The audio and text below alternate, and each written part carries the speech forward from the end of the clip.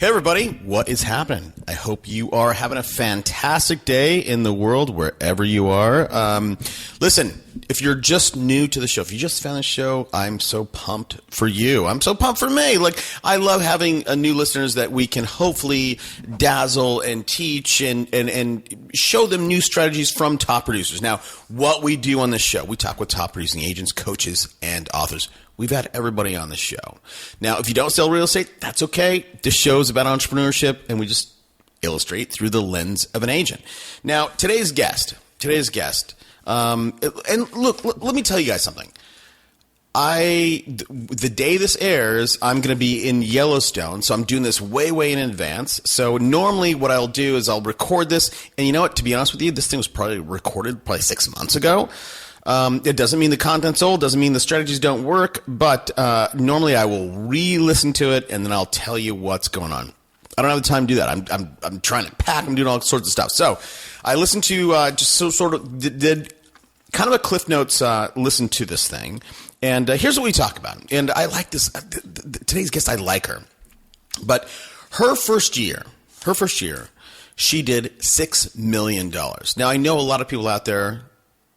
Their first year, they're struggling to do 10 deals. She did $6 million. Again, and this was 14 years ago. So we talk about all the stuff that she did to generate $6 million. We talk about, how she got her results, how she measures them. And this is, again, getting right out of school. Now, most of you guys, if you're in, you go, you take the test, you pass it, and that's it. You're clear. You're clear to sell real estate. But at the end of the day, you don't, you know some of the fundamentals, but you don't know how to sell. You don't know how to farm. You don't know how to market. So we talk about all the stuff that she did. We also, one of the things that really helped her was that she knew her inventory cold. When somebody called her, and she said, "Where do you live?" She got the address. She knew exactly what the floor plans for that community was. And again, knowing your inventory is extremely important. That's come up over and over again. So we talk about farming, why consistency is key, and overall, it's gonna take some time. Too many people with marketing or farming try it for 3 months and go, it doesn't work. There needs to be, if you ever introduce a new marketing strategy plan, it needs to be at least 6 months. All right, so listen, 2 things. 1, catch up or housekeeping. Hashtag for this show is unpack that idea. On the Twitter, my handle is @SuperAgentsLive. Done. Second thing, 3 things. Second thing is radio. You know what? If you guys want listings, if you guys want listing leads, radio is the way to go. So go to realestateradioexperts.com. Fill out the getting started sheet, and we'll talk. We'll see if you're a good fit for radio. Lastly, I haven't talked about this in a while. Listen, our Facebook course, we have a course that takes you from not beginner stuff, but sort of like medium advanced stuff to very, very expert stuff. How to create ads, how to create a lookalike audience, how to a custom audience, all the stuff that people think they know how to work Facebook, but they don't. So if you're interested, send me an email. We did have a deal where the first 100 was $197, the second 100 was $297, and then after that it's going to be $397. So I'm not sure exactly where the numbers are, but if you're interested, send me an email and we'll get you signed up for that. All right, that's it. Let's get to it. Welcome to Super Agents Live. This is the one place where you can come and hear the most successful people in real estate. You'll hear how these super agents built their businesses, how they stay productive, and how they stay motivated. Who am I? My name's Toby Salgado, and I made my first $1 million in real estate. Yeah. And I'm your host for the next 30 minutes while we talk to yet another amazing real estate entrepreneur. Stay tuned. Let's go! Yeah! Today on the show, I think you guys are going to like this one. Now, as you guys know, we've been taking a more regional focus on getting our top guests. Today's guest is in Jacksonville, Florida. She has a team on the smaller side from what, not a mega team that we've been having on the show. She has 2 buyer's agents. She has a listing assistant. She has an admin. Last year, she did 128 transactions for $32 million. I'm thrilled to have on the show Kimberly Knapp. Hey, Kim, thanks for taking the time out today. Thank you. I appreciate you having me on the show. Sure. So listen, I've given the audience just sort of a nuts and bolts approach or idea of who you are. But before we get to your business, tell us about you. I want to get a sense of who Kimberly Knapp is, the woman behind the machine kind of a thing. Gosh, I'm not even sure how to answer that thing. For me, I guess whether I was doing real estate or being a stay-at-home mom or whatever I am, I'm a keep busy, get it done kind of person. So I like making things happen. I'm very much a relationship person. Actually have a background of about 12 years in serving in ministry type things, which really was a connector for me in getting into real estate, just the relationship piece. And of course, showing houses is the easy part. It's all that stuff behind the scenes and people and relationships that really, plays into, whether you're successful or not. Yeah, absolutely. So were you what'd you do before real estate? I know you just said it, but help me understand what that is.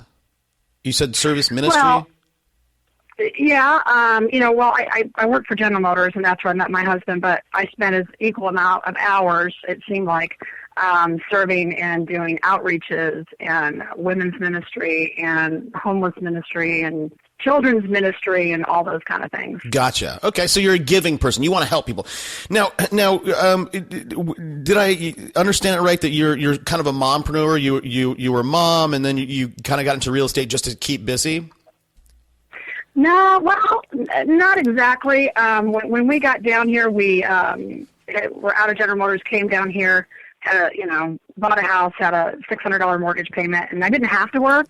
But I've always been very busy, and so I think I'm going to get into real estate. It wasn't necessarily just to dabble, but it just, was interesting to me. And so I think one thing that took the pressure off was I didn't have to sell. But so, right. When I was working with someone, it was just a real genuine trying to help them. But, my first year I sold $6 million, which I think was pretty good. That's great. That's awesome. And how long ago was that, Kim? 14 years ago. Okay. 14 years ago. Now, I don't know if you can remember. That's a decade and a half ago. What are some of the things I want to kind of do, like sort of a little bit of a compare and contrast between what you did for that first year and $6 million as opposed to what you're doing today, because your team is really not that much bigger than you were then. So you're just much more efficient. You're doing something different, better. Well, obviously. Go ahead. You got it. I'll say at that time I didn't actually have a team. I was by myself. Yep. And you get out of real estate school and you're brand new and you know how not to go to jail, and outside of that there's so many things to you have to learn. And so I really just got out the fundamentals of real estate. I actually pulled out a Daniel Kennedy book, if you remember. Yeah, sure, absolutely. And it said, okay, do FSBOs. So I did FSBOs. And it said, do expireds. I did expireds. There was just, I wasn't worried about rejection. I wasn't worried about who liked me, didn't like me, and I just go on to the next door. And, we're really in the business of lead generation. Yeah. And when you don't really have any leads, then you can't be very selective. And the more leads you have, the more selective you could be about your time and what you do with your business. And so that first year was me exhausting all the different ways of prospecting and figuring out which fit me best and I was most successful at. Okay, for you, you were in this, you were in a ministry. Did you? Speaking of lists, by the time you got licensed, did you already have a big list or no? No, okay. I moved to the Jacksonville area. Didn't know a single person, and 3 months later, went and got my real estate license. Okay, great. That's good. That's great. So what are some of the things, okay, so you heard about expireds, you started calling expireds. You heard about FSBOs, you started calling FSBOs. What else did you do in those early days to start to build your list? I had some really good counsel in the beginning as far as laying the foundation for my business, and it was two things. One was recognizing that if I could put the time into making anyone I worked with a raving fan, That was way more valuable than getting, random, leads and people that I had to convince to talk to me, select me, choose me, work with me. So those warm leads, were a lot more valuable. And the other thing was, and this may not be sexy, but, geographical farming. And I started a community that was brand new. There was 50 homes, and now there's 4,000 in there, and I grew with the community. And I knocked on doors. I talked to people. I engaged in what was going on and just kind of built on that. And today, that farm is like my sphere. It's kind of interesting. Yeah. So it was, when you say it was a brand new community, like literally brand new, like they just built it and people bought in, or what does that look like? Yeah, they'd done the roads. They'd done one amenity facility. They had 3 neighborhoods started with a model, and, 10 people lived in this neighborhood, 15 in that one. I mean, just barely breaking the ground until it turned out with 13, different villages, as they call them, and, over 4,000 units. But so in the early days, were you? I'm trying to get a sense of if you were working with that builder or you were just no. Okay, so I think most people would go, people are just buying in. I'm not working with a builder. Why bother spending time cultivating this thing when I'm not going to? It's going to be 2 years before people want to move out. That is absolutely what it was when I took it on. They're like, all these people just moved in, like, go somewhere else. But, I had the luxury of creating a name for myself right from the beginning as the person who was invested in that community, who knew that community. I would collect the floor plans from every builder, had them in a book. You called me, I could figure out what floor plan you had. I had the plat of your neighborhood. I knew what was going on. And so when people began to sell, and it's still like this today, I mean, they read my newsletter or get my emails, and they're like, oh, they feel like they know me. They've been talking to me for years. That's what I started in the beginning, was to become that expert. And you know what? If the payoff took, a year, 18 months, if you're going to farm anywhere, it doesn't happen overnight. Yeah, that's true. That's true. So you weren't doing this. So nothing sexy, but I mean, workhorse type work. You were knocking on doors. Do you still? You don't do that today. You can't do that with 4,000. No. Well, no. And 14 years ago, we didn't have. It wasn't even social media. I mean, you know what I'm saying? Yeah. I mean, YouTube didn't exist.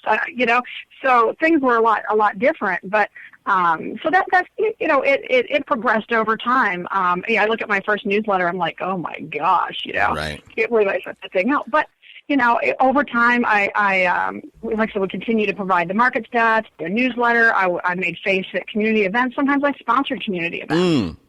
And so that's what you're doing back then. Today, how has that matured for you? Well, today I have a community website that is actually the domain name of the community, which God knows why I was smart enough 14 years ago to buy that domain, and the community wasn't. But so people log into the community website. I have 800 residents that I regularly touch through email, updating them on the market and what's going on in the community, because it can't just all be if they know you and you're top of mind, every time you communicate with someone, it doesn't have to be about real estate. Right. You just need to be providing value. Yes. And so I do that. And then I have a schedule of mailings that I do. 4 times a year I do a newsletter that, people feel like they know me from. I let residents advertise in it.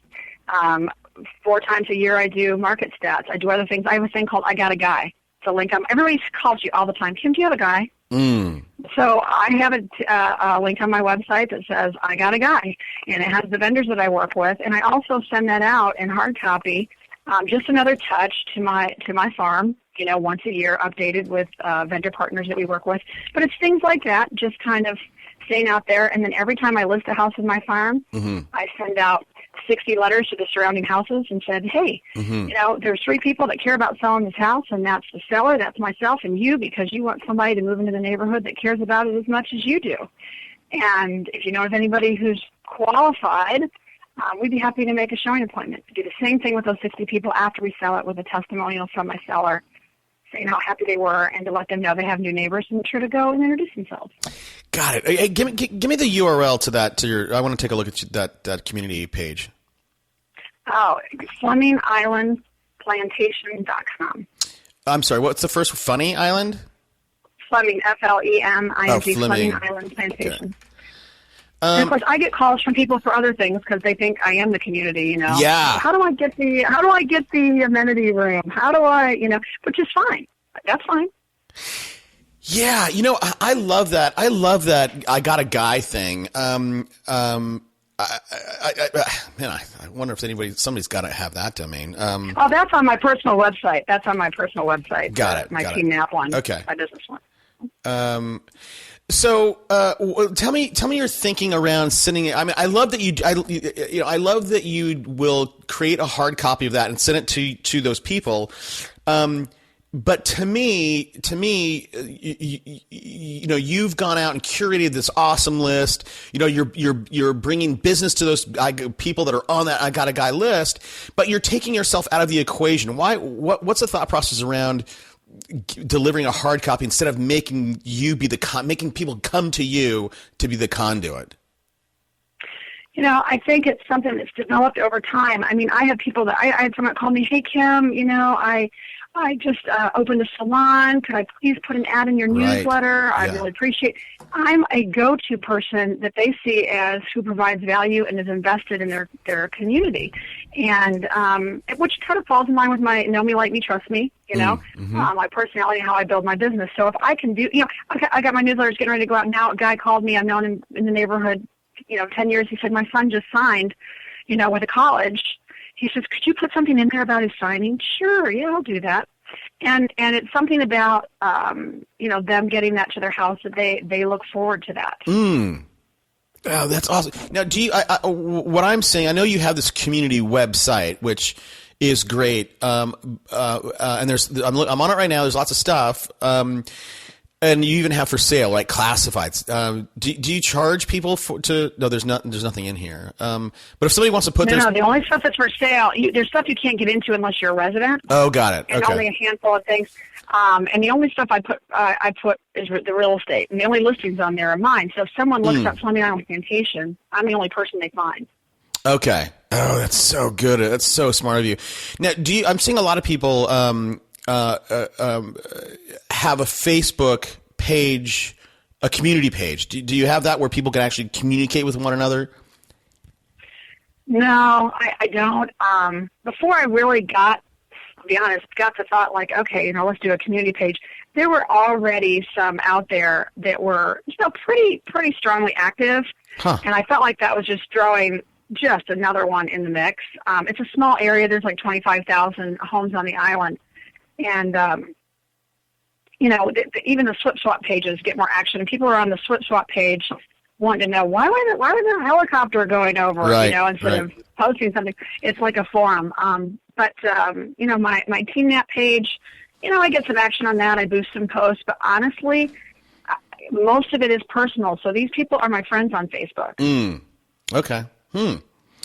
Now, out of the 130 deals you did for $32 million, what percentage of that came from your farm? Well, actually, we're in the farm probably 50%. Okay. That came from the farm, knowing that the people that I sell to, they're residents. So they're not only past customers, but they're still residents of that farm. So I'm going to say, probably 85% of my business comes, if it's not in there, it's from there. It's a referral from someone. Right. Interesting. Okay. So, and look, here's my. I love what you've built. I love what you built, and for me, right? I mean, I want to hear this great story, and I love talking with people like you, but I want to try to deliver some nuggets to my audience where people can go, oh yeah, I can do that too, wherever I live. What, in terms of marketing, in terms of finding, I mean, let's talk for a second about that other 15%. If 85%, okay. Sorry, go ahead, Kim. Well, I was going to say what you were saying is the nuggets. I think the nuggets are the pieces that are behind the scene. Okay. It's not just the marketing and advertising. It's do you have systems in place? Yeah. Do you have something that you do? Do you treat? We have a customer, whether they're 1.5 million or 100,000. Everybody gets the same service. Everyone gets treated the same. We have things that we do throughout the listing process, the marketing process, the closing process. There's systems every time, and we're always trying to find little extra ways to create value, whether it's, using Updater that we send to our buyers and sellers so they can navigate that, updating their, their mail and getting utilities changed and on and off. I mean, that's just one little thing, and sending that. But we do that through the entire process. And then we have a dating process because you date people, you're in this intense dating relationship when you have a buyer or seller. And then what happens when the deal's done? Right. It's like you break up and it's over. Right. So having that system in place, and I was like, I'm married to, 25 people, and then 30 days later we're all divorced and start over. Yeah. But, having that process in place, how am I going to stay in contact with this customer in a way that's valuable to them? Whether that's, acknowledging them on their birthday with something other than Facebook, sending something to them, what do you email them? Are you using BombBomb? I think video is fabulous. Mm-hmm. When you get a referral, what do you do?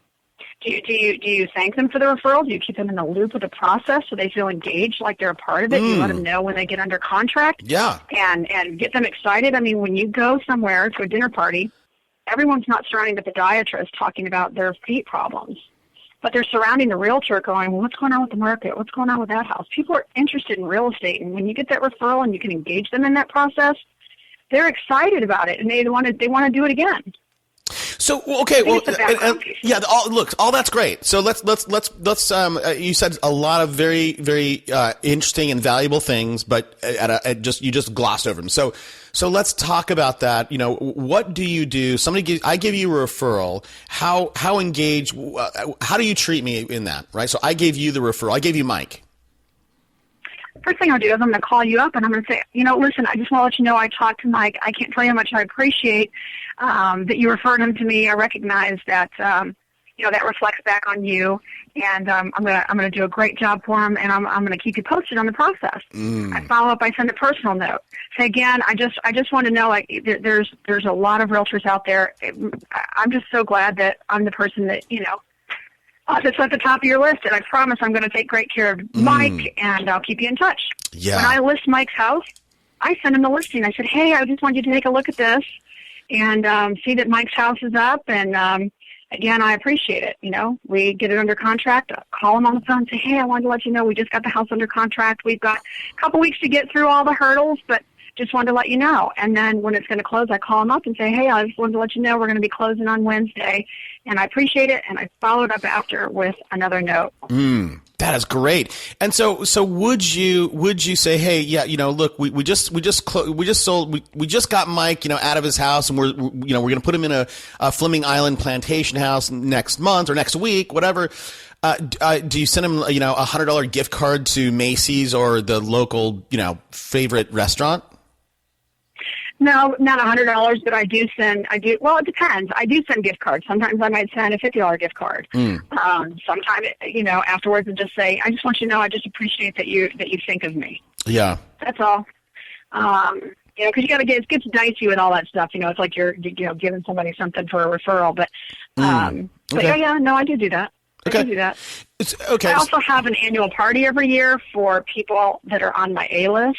Ooh, this notion, I want to know about that, but this notion of A-list came up earlier today. I want to talk about that in a second. So you do this annual party. Tell us what that looks like. Where do you hold it? Who pays for what? What does that look like?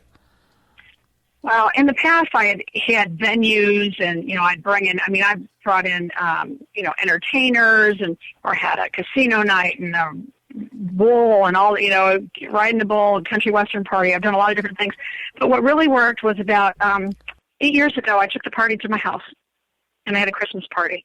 Kick it off the first Saturday in December. And of course, we do some crazy over the top stuff. I'll have a photographer there with a backdrop in the scene, and everybody gets a picture that they get printed, and they can take it with them. And it's funny, I'll get Christmas cards back 2 weeks later, and it's got their picture on it that they took. How many couples go get their pictures taken together anymore? Yeah, right. So we would do that for them. I had a flash mob. I got the high school choir to come. I made a small donation to the choir, and they came and they did a flash mob and sang. So fun. DJ dancing. I'll have Santa Claus come in and get a lot of just little things and kind of hand stuff out. We take pictures every year, and then we have a big slide presentation that goes up high on the wall of just the previous years, and people just seeing themselves over. It's a really good time. So, in terms of, did you having that at your house mean more engagement rather than having it at a restaurant because people felt like they were your friend, or I felt like there was some magic with that, with it being at your house? It really was. I think that it just took it to another level. First of all, it's not just I'm invited to the party; it's like I'm going to her house, right? And then it just made it way more personal because you're inviting someone, into your sanctuary, right, into your home, and connecting with them on a much more relaxed kind of level. And quite honestly, it's supposed to be an open house. Same thing every time, 5 to 10 o'clock. 1 o'clock in the morning, I am throwing people out. Right. Yeah. So that's good. They want to stay. I mean, that's a good thing. But at some point, you're like, okay, the party's got to be over. Yeah. And I like the idea that you that one year you had a photographer. You know what I think would be really fun is if you could rent out, those photo booths you get in there and you wear a stupid hat and you take 4 pictures or whatever. That'd be a good idea. So that would be a lot of fun. Well, one thing I want to tell you that we did that was really successful the last time was we picked our top A-list people, very top 15 people, and we said, here's a golden ticket. You can bring one other couple if you'd like. And they all brought another couple. So I interviewed a guy today, and he was a Buffini guy, and we talked about this A+, A, B, C list. Unpack that for a little bit. How do you segment your list into A's and B's? The A's doesn't mean they've ever bought a house from me, but it's the people that are consciously, purposefully engaged in referring me. So I'm going to give those people extra attention. And then I have my B list, which I would working on making those people A's. Mm-hmm. And and then I have my my whole sphere and people. I have people that they'll call me again when they want to sell their house, but they're just not engaged in being in the fan club. Right. And that's okay. That's okay. But I reevaluate that list all the time. That list changes. Now this is a Buffini thing. Is that where you got it, or whose philosophy is this that you picked up? I'm not sure. I mean, I'm a lifelong. I mean, I'm a learner. I go to the conferences and the conventions and all that great stuff. But it was really, I had some good mentoring by about 3 really top agents, which God knows why they spent the time with me when I first started. I'm glad they did. Yeah. And but kind of talking to me about just doing just that. And I took the advice. I just figured, well, they know they're doing it. I'm not. So I'm going to try what they're saying. So in terms of, the magic that happens behind the curtains, so I love this party thing. We talked about, some of the other stuff you're doing. What are some of the other pieces that has been helpful to you in terms of growing your business? I guess I would say growing my business, but, the level of communication that we have with our customers throughout the process. Mm-hmm. And after the process is over is what, I have people I've sold 5 homes to, 6 homes to, mm-hmm. Which keeps them coming back, which to me is the growth in my business that I want rather than some random, Joe Schmo from, typed into my website. Sure.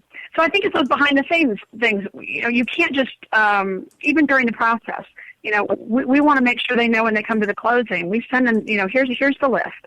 Make sure you bring the keys. Make sure you have the garage door openers because, they'll know, oh, it's in the other car, it's with the truck, blah, blah, Make sure you have this ID. Make sure you have this. Like I said, sending them the updater to change their address. Anything that we can do to make the process easier, we send them a checklist. This is what you need to start doing between now and the day we close.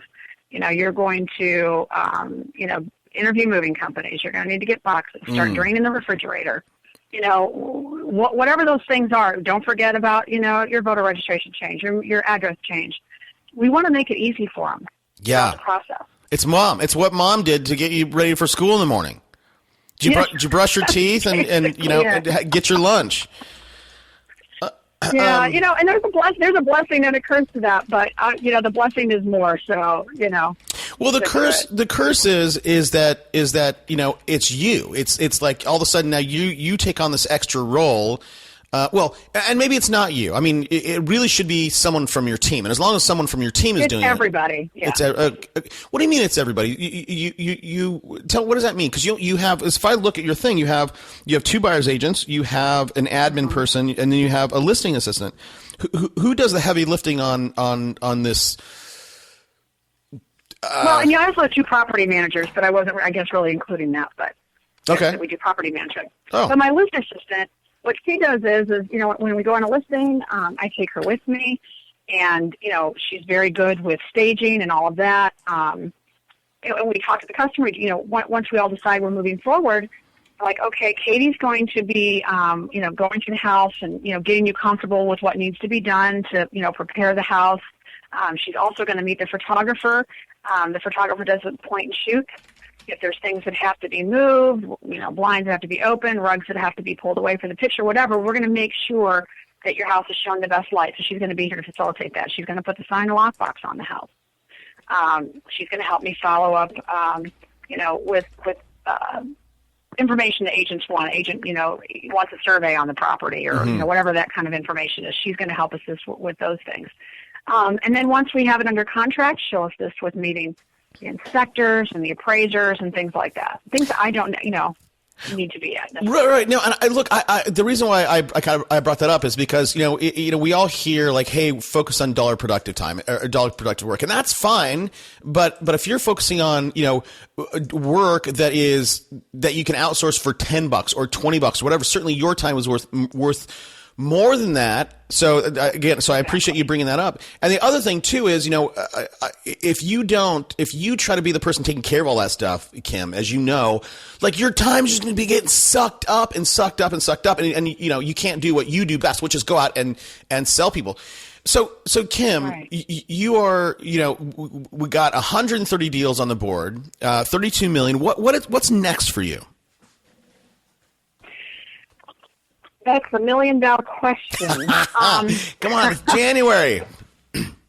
Well, here's the thing. As far as what we're doing our year, our projections, and all of that. I'm into the business model canvas and doing all of our business planning. But actually, for me, I've also invested some time in doing some training and things of that nature. It's not at this point for me. I don't see it long-term as being nearly as lucrative as what I do now. But it's something I really enjoy. Like, I just have a passion for it. Wait. Hold on. I don't understand what you're talking about. You, for what? You said training, but I thought what do you mean? I've done speaking for, different large brokerages in the South, not just Florida. I've written CE classes that I've submitted, but I've not really done much of those in a couple other states. I've coached probably 200 agents. It's not even, it's just something I enjoy doing. I have agents from different companies call me up and say, hey, Kim, can I have a half hour? Mm-hmm. I do that just because I enjoy it, but it's something that I think I have a passion for. Okay. And, so I'm actually, that's why I said the $1 million question, because as the company, the team's really thriving. We're looking to hire 2 more agents as we expand this year, but especially with the market, it's been a slow process as the market has continued to recover. But at the same time, I'm trying to figure out where can I fit that piece in and have it make sense. Yeah, and I'll tell you, I see all the it's so I don't really get it, to be honest with you. I don't get it. I don't get why somebody like you, a successful person, and again, we've had people come on that do 900 transactions and many people like that. And it's always, I see the person that is doing about 400 and they start coaching people. And I don't, there's more money to be made in real estate. I don't, for the most part, I know you have a passion for it, but for the most part, I don't understand why people do that. I have some coaching clients, and to be honest with you, I like helping them. I don't enjoy the process of coaching, and I don't take clients.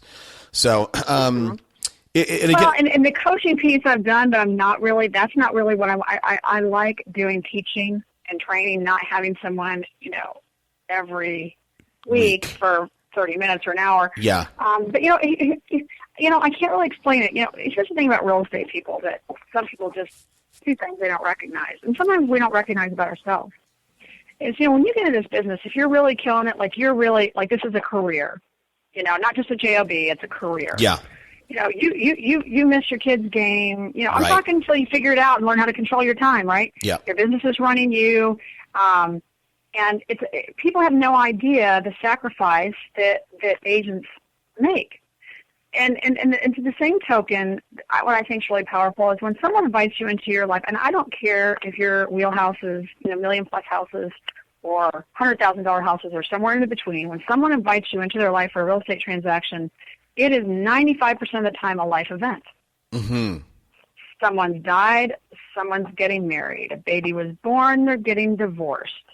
They're downsizing because they're getting older, or they got a big promotion, they got fired, they're selling. I mean, it's a life moment when people make real estate moves, and that's really humbling to me, and it excites me at the same time. And so all that plays into how I value the people who do what we do. Yeah. No, I love that. I love that. And I think that too many times, that people just see it as a transaction and not something, again, as you said, a life altering moment or peace in time. I couldn't get that out. Well, so look, we got to start wrapping up. I've really enjoyed talking with you, but I'm going to ask you kind of a crazy question because I think there's more in you, Kim, that I didn't. I think there's a lot in there that I didn't get to. So I want to let you have the floor for a second. Here's the crazy question that I ask, and I don't ask it to everybody. And it's this: what's something I should have asked you that I didn't ask you? That's a hard question. I know. I guess if I were to answer that, you can have systems in place. You can have systems. You could buy somebody's systems, I guess. But if I think at the end of the day, I would say that the success is a few things, and and this is again, people are looking for that like magic pill. Yeah. But it's consistency. Mm-hmm. It doesn't happen overnight. Yep. And if you've got to be a lister. You can have buyer's agents, and that's great. And if you don't like listings, it's probably because you're not running your business and the sellers are running you. It's understanding how to work that and make them responsible for the price and the condition and the availability of that house to be shown. I think it's that meat and potatoes that's underlying. You can go get BombBomb, which I love, or get Update or buy somebody's systems, but at the end of the day, if you're not doing that work behind the scenes, you're not being consistent, and listings is ultimately the bread and butter of all of this, then you're not going to really go anywhere. In terms, I think that getting systems in place is where a lot of people struggle with. Now, you said you said it twice. You said you could go buy some of these systems. Is there? I haven't even seen whether it's from Mike Ferry, Tom Ferry, Buffini. I haven't seen anybody even nobody's mapped that out, at least that I've seen. And maybe you have. Tell me. Great. Well, my systems are mine that I've developed myself, but here's where the rubber meets the road. You said something about this earlier. One, agents are control freaks. Yeah. Okay. Yep. And if you're not an assistant, I'm going to steal this. Zan Monroe said this. If you're not an assistant, then you are one. Now, I happen to be a little on the anal side for a salesperson, so doing those checklists and having that in place really, works for me. But that's really, for most agents, that is just not their wheelhouse. Yeah. So, and then when they hire somebody like, oh my God, we're going to be great. Right. And instead of getting a task-oriented person that is going to get that job done. So I think it's that you can have systems, but if you're not going to do them, you need to have somebody that will do them, and then go make rain, because that's what you're there to do. Go make rain. You mentioned it. Let somebody do that $10 an hour stuff that's going to be better at it than you would be anyway. Yeah, absolutely. I love it. Well, listen, we're going to wrap up with the same three questions I ask everybody. And the first one is this: for you, Kim, as you have developed this career, right? You came from GM, you had your ministry stuff, then you got into real estate. Who has been a mentor for you? Well, the company that I'm at, the broker, his name is Pete Dalton. And he's been a mentor and a friend, throughout my entire real estate career. Marilyn Bears, who was an agent at the company when I started. And there were 2 other agents that actually mentored me. But as I've gone on and I expand, I mentioned being a learner, whether I'm, listening to, Water Cooler, and listening to, Chris Smith or Zane Monroe. Jackie Leavenworth is fabulous. If you don't know Jackie. So I think that I've just taken some things from different people, but honestly, it's Pete Dalton, who has been that one person that has been a real sounding board because he already really knows me. Got it. Yeah.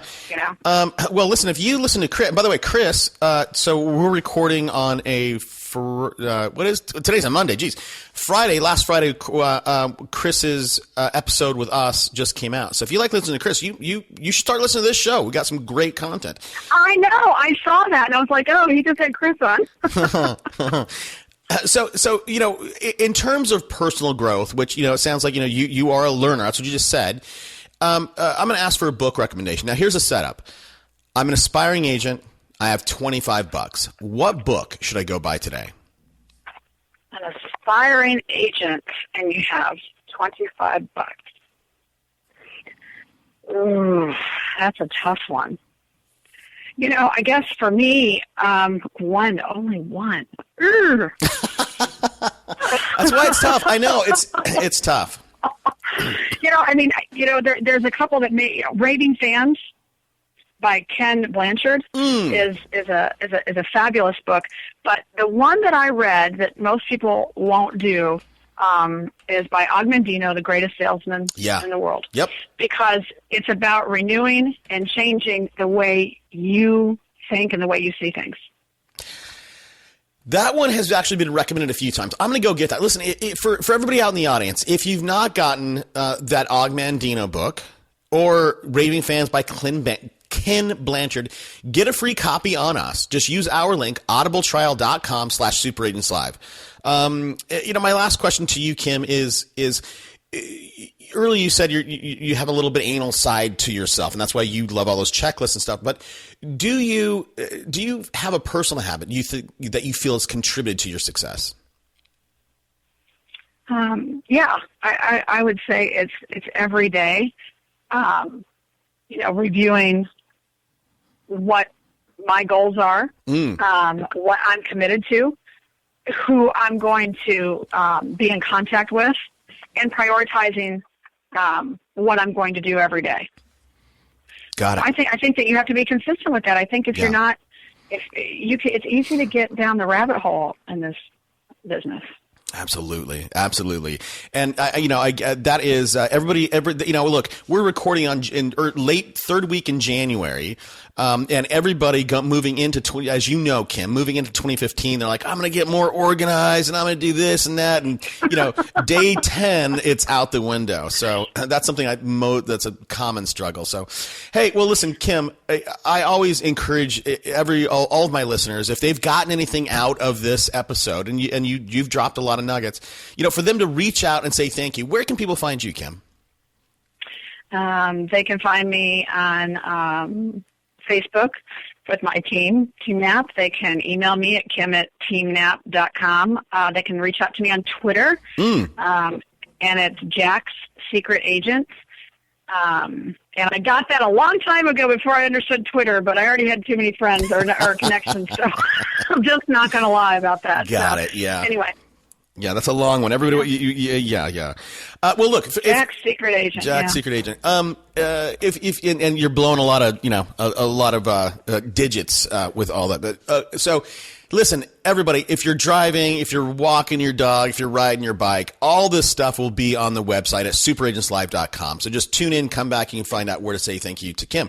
Kim, I'll be the first one. Let me kick it off. Thank you so much for taking time out of your day to come on and share with us. Well, thank you. I appreciate the opportunity. Well, let's stay in touch. Okay, great. Thanks. Let's go.